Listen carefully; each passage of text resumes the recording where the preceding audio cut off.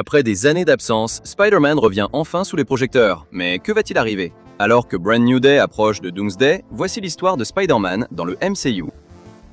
Étonnamment, la première apparition de Peter Parker dans le MCU n'a pas lieu dans Captain America Civil War. En réalité, cet honneur revient à Iron Man 2, où Tony Stark sauve un petit garçon lors du climax du film. Alors que Tony vole pour empêcher Ivan Vanko d'utiliser les drones armés de Hammer pour attaquer le public de la Stark Expo, un jeune garçon masqué en Iron Man lève son gant jouet pour stopper un drone avant d'être aidé. Les fans pensaient que l'enfant masqué était un jeune Peter Parker, bien avant que Marvel n'obtienne l'accord de Sony pour intégrer Spider-Man au MCU.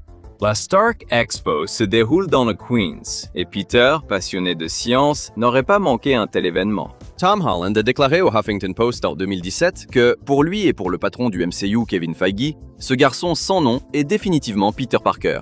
Pas étonnant que Peter Parker grandisse en idolâtrant autant Tony Stark dans le MCU moderne. Quand Spider-Man Homecoming est sorti, le public avait déjà vu 2 fois mourir l'oncle Ben de Peter à l'écran dans 2 franchises, voire 3 en comptant la nouvelle version du meurtre dans Spider-Man 3.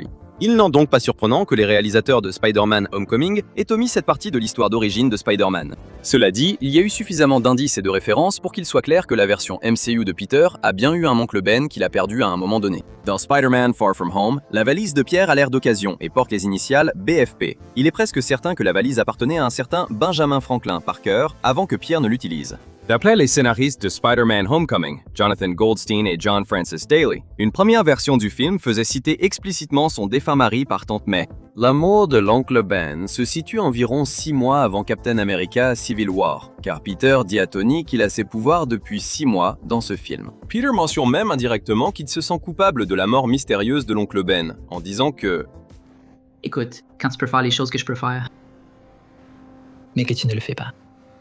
Et puis de mauvaises choses arrivent. Elles arrivent à cause de toi. » Un grand pouvoir implique de grandes responsabilités. Dans Ant-Man 2015, le héros Scott Lang affronte Sam Wilson, alias Falcon, en infiltrant le QG des Avengers. Naturellement, cela conduit les 2 super-héros à s'affronter dans le style classique de Marvel. Bien qu'aucun des 2 héros ne sorte clairement vainqueur, Scott obtient l'appareil qu'il recherchait ainsi qu'une chose à laquelle il ne s'attendait pas, le respect de Sam Wilson. À la fin du film, Lois raconte à Scott que son cousin Ignacio a rencontré une écrivaine canon qui connaît Falcon. On apprend aussi que Sam cherche Ant-Man. En cherchant un super-héros à thème d'insectes, il en découvre presque un autre. Aujourd'hui, on a un qui saute, un qui se balance, un qui grimpe au mur. Il faut être plus précis.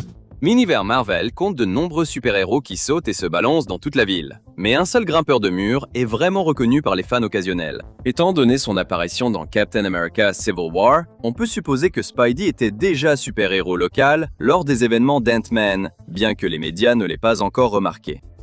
6 mois après que Peter ait eu ses pouvoirs, Tony visite Tante May pour rencontrer le super-héros araignée qui apparaît sur YouTube. Iron Man l'ajoute à son équipe d'Avengers, chasseurs d'Avengers, dans le cadre de ses efforts continus pour arrêter Bucky. Peter part à Berlin, fait du tourisme, énerve Happy Hogan, reçoit une amélioration de costume de Tony Stark et affronte l'équipe de Captain America. L'homme araignée s'en sort bien en piégeant brièvement le Faucon et le Soldat de l'Hiver, et aide Iron Man et la Machine de Guerre à neutraliser un Ant-Man géant. Le combat se conclut avec Rhodey, meilleur ami de Tony, blessé par un tir-ami. Pierre, lui, fait une chute impressionnante, mais s'en sort indemne. Après Captain America Civil War, Pierre revient dans le Queens avec son costume d'araignée amélioré. Tony dit à Pierre que les Avengers le contacteront pour d'autres missions et qu'en attendant, il doit aller à l'école et rester un héros local. 2 mois plus tard, en patrouille après l'école, il stoppe accidentellement un braquage de distributeur commis par des criminels armés d'armes de haute technologie. Après que son appel à Happy est resté sans réponse, Pierre poursuit les trafiquants d'armes et affronte leur chef, le Vautour. Tony envoie un drone pour sauver Pierre et lui rappelle encore qu'il doit arrêter d'affronter des super-vilains. Pierre écoute à moitié, surtout les parties où il apprend que son costume a plein de fonctionnalités qu'il ne connaissait pas, et il demande à son pote Ned de pirater le costume pour lui donner un accès complet. Le 10e combat contre le Vautour à Washington DC laisse Pierre enfermé dans un entrepôt toute la nuit. Parti pour un 3e affrontement sur un ferry à New York, Pierre interrompt involontairement une opération coup de filet organisée par Iron Man et le FBI. Déçu par son protégé, Tony reprend le costume et Pierre reprend sa vie normale, invitant Liz, son béguin, au bal de promo. Le père de Liz est le Vautour, et Pierre doit l'arrêter avec son costume d'origine avant qu'il ne vole la technologie de Stark. L'homme araignée réussit, les vautours est emprisonné, Liz part en Oregon avec sa mère, et Tony propose à Pierre de rejoindre les Avengers. Au lieu de cela, Pierre refuse, choisissant de se concentrer sur son rôle de sympathique homme araignée du quartier pendant un moment. La volonté de Pierre de rester proche du terrain et de veiller sur les gens ordinaires ne dure que le temps du générique de Spider-Man Homecoming. Quand Lord Von Wild de Thanos envahit la Terre pour les pierres d'infinité dans Avengers Infinity War, l'homme araignée intervient aussitôt pour défendre la planète. Ebony Maw enlève Doctor Strange, et Pierre le poursuit en s'accrochant à son vaisseau spatial avant qu'il ne disparaisse. Tony le rejoint vite et donne à l'homme araignée la combinaison high-tech vue à la fin de Homecoming. L'homme araignée et Iron Man libèrent Doctor Strange, expulsent Ebony Maw dans l'espace et atterrissent sur Titan, la planète natale de Thanos, où ils sont vite rejoints par des gardiens de la galaxie. Les héros se préparent à affronter Thanos, venu prendre la pierre du temps au Doctor Strange pour son gant de l'infini. Les héros courageux échouent et Thanos, après avoir pris la pierre du temps, se téléporte sur Terre. Il récupère la pierre de l'esprit de vision, réunit toutes les pierres et claque des doigts, faisant disparaître la moitié de la vie de l'univers. Malheureusement, la probabilité de 50% de Peter ne lui est pas favorable, et il disparaît en poussière dans les bras de Tony sur une planète étrangère. Je ne sais pas ce qui se passe. Je ne sais pas. Je ne veux pas partir. Je ne veux pas partir.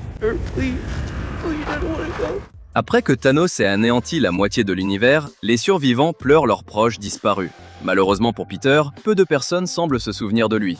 Pendant les 5 années entre la mort de Thanos par Thor et le moment où Captain America réunit l'équipe au début d'Avengers Endgame, seul Tony Stark semble pleurer Peter. Il garde une photo de son protégé dans la cuisine. Heureusement, Tony finit par se sentir assez coupable pour rejoindre les Avengers. De retour dans l'équipe, les Avengers repartent dans le passé pour voler les pierres d'infinité avant que Thanos ne les détruise et recréer un autre gant de l'infini. Et d'un simple claquement de la puissante main de Hulk, tous ceux qui ont été réduits en poussière sont restaurés exactement dans l'état où ils étaient au moment de leur disparition. Thanos, d'une autre chronologie, arrive dans le présent pour tout détruire d'un claquement de doigts. Mais tous les super-héros et leurs alliés, dont Spider-Man, s'opposent à lui. Peter rejoint le combat, rencontre certains de ses nouveaux camarades super-héros, puis assiste au sacrifice de Tony Stark, qui donne sa vie pour réduire en poussière l'équipe de Thanos d'un claquement de doigts. Après toute cette folie extraterrestre, tout redevient normal pour le lanceur de toile préféré dans Spider-Man Far From Home. Alors que ses camarades se remettent d'avoir été morts pendant 5 ans, Peter part en voyage scolaire en Europe. Il espère passer des vacances reposantes pour décompresser le tout ça, et peut-être avouer ses sentiments naissants pour MJ. Il se retrouve vite impliqué dans un combat contre des élémentaires du multivers avec Nick Fury, Maria Hill et le super-héros d'un autre univers, Quentin Beck, alias Mysterio. Pour ne rien arranger, Peter a du mal à être à la hauteur de l'héritage d'Iron Man, une tâche qui paraît d'autant plus difficile lorsqu'il reçoit une paire de lunettes de soleil high-tech de la part de Tony. Elle donne au jeune héros le contrôle d'une quantité absurde d'informations et de technologies. Désespéré de trouver un mentor, Peter remet les lunettes à Beck, dont les pouvoirs magiques et l'attitude de grand frère semblent faire de lui un meilleur successeur de Tony que Peter n'aurait jamais espéré l'être. Malheureusement, Beck arnaque Peter et Nick Fury. Il n'a aucun pouvoir magique, ne vient pas d'un autre monde et n'est pas un super-héros.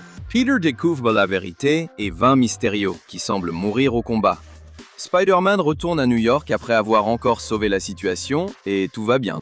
Jusqu'à ce que J. Jonah Jameson du DailyBugle.net divulgue la confession de Mysterio sur son lit de mort et révèle au monde entier que Spider-Man s'appelle Peter Parker. Spider-Man No Way Home reprend exactement là où Spider-Man Far From Home s'est arrêté. Peter et MJ sont en plein cœur de New York, essayant d'assimiler le fait que l'identité secrète de Peter a été révélée au monde entier. Peter espère que tout se calme, mais il est choqué de voir sa maison encerclée par la presse. Rapidement, le département du contrôle des dégâts l'arrête et interroge MJ, Ned et Tante May. Cependant, grâce à l'avocat d'exception Matt Murdock, alias Daredevil, les charges sont abandonnées. Peter retourne même à l'école où il reçoit un accueil mitigé. Peter dit à MJ et Ned qu'ils doivent simplement tenir bon pendant quelques mois jusqu'à ce qu'ils obtiennent leur diplôme et qu'ils aillent tous ensemble au MIT.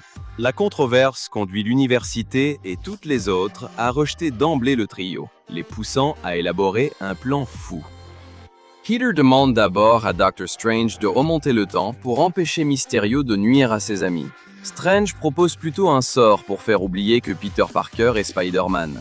Le sort commence, mais Peter ne peut pas s'empêcher d'intervenir, interrompant sans cesse Strange pendant qu'il lance le sort pour ajouter plusieurs exceptions. Le sort tourne mal, mais Strange semble réussir à le contenir. Mais le sort n'a pas été totalement contenu. En tentant de convaincre une représentante du MIT, Peter est attaqué par Dr. Octopus, le méchant de Spider-Man 2. Quand une bombe citrouille apparaît, Strange téléporte Peter dans son sanctuaire. Peter attire alors des personnes d'autres multivers connaissant son identité. Strange lui demande de les retrouver. Peter capture Electro, le méchant de The Amazing Spider-Man 2, ainsi que l'homme sable de Spider-Man 3. Strange capture le lézard, et un Norman Osborn tourmenté accepte l'aide de Peter. Strange veut les renvoyer dans leur réalité, mais tout se complique vite. Tante May persuade Peter d'aider les méchants capturés au lieu de les renvoyer à la mort. Il réussit avec Dr. Octopus, mais Norman Osborn redevient le bouffon vert et pousse les autres à attaquer de nouveau Peter. Alors que les méchants se dispersent, le bouffon vert tue Tante May, anéantissant Peter. Tout est de ma faute. Je ne peux pas sauver tout le monde. En cherchant Spider-Man, Ned utilise l'anneau de téléportation de Strange et trouve par accident la version d'Andrew Garfield de The Amazing Spider-Man. En réessayant, Ned trouve le Spider-Man de Tobey Maguire. Les deux Spider-Man rejoignent le Peter de Tom Holland et le réconfortent. Le trio de Spider-Man attire les méchants à la Statue de la Liberté pour les guérir définitivement. Ça a failli marcher, mais le bouffon vert revient et détruit l'appareil contenant le sort raté de Strange. Le multivers se fissure pendant que Peter doit être empêché de tuer le bouffon. La situation se stabilise, mais Peter doit prendre une décision difficile. Laisser le Dr. Strange relancer le sort sans exception pour sauver le monde. Peter dit adieu à Ned et MJ, promet de les retrouver et de leur faire se souvenir de lui. Mais au moment venu, il échoue et les voit tous deux admis au MIT. Ayant compris l'importance de la responsabilité, Peter prend un appartement et poursuit sa carrière de Spider-Man, avec un avenir incertain. Il reste toutefois un dernier point en suspens. Eddie Brock, au lieu de participer à l'affrontement, passe son temps sur la terre du MCU dans un bar. Juste avant que le sort ne le ramène dans son univers, il laisse une seule boute du symbiote Venom dans la réalité du MCU. À la suite des événements de No Way Home, on retrouve Peter confronté aux conséquences du sort de Doctor Strange. Désormais, personne, pas même MJ ou Ned, ne sait qui est Peter. N'ayant rien d'autre à faire que traîner seul et patrouiller dans New York contre le crime, il est clairement loin d'être au mieux. C'est peut-être ma responsabilité, de vivre seul avec la vérité. Les choses deviennent plus intéressantes pour lui quand un télépathe rebelle, capable de posséder les gens, fonce avec un tank dans le bâtiment du département du contrôle des dégâts et aide Mark Gargan à s'évader. Personne, y compris Punisher, Yelena et le directeur du DODC Bill Metzger, ne semble savoir qui elle est. La seule information utile vient de Yelena, qui dit à Peter que la télépathe cherche quelqu'un ou quelque chose appelé VMAX. Ce n'est que le début du nouveau problème de Peter.